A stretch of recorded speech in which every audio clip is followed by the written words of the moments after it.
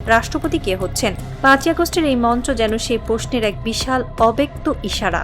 যারা রাজনীতির পেছনের খেলাটা বোঝেন তারা এই দৃশ্য দেখেই বুঝে গেছেন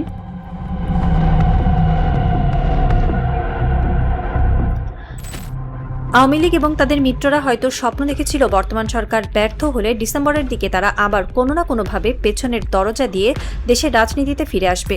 কিন্তু 5 আগস্টের মঞ্চে ডক্টর ইউনূসের এই উপস্থিতি তাদের সেই স্বপ্নে একেবারে শেষ পেরেকটি ঠুকে দিয়েছে।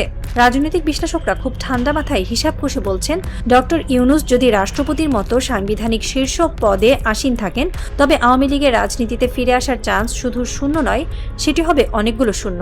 কেন? কারণ ডক্টর ইউনূস এমন এক আন্তর্জাতিক দেয়াল যাকে টপকে বা পাশ কাটিয়ে কোনো পরাশক্তির পক্ষে বাংলাদেশে তাদের এজেন্ডা বাস্তবায়ন করা সম্ভব নয়।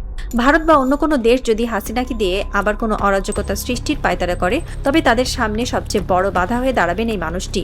তার উপস্থিতি মানেই পশ্চিমা বিশ্বের শর্তহীন সমর্থন এবং আন্তর্জাতিক কূটনীতির এক অভেদ্য বর্ম।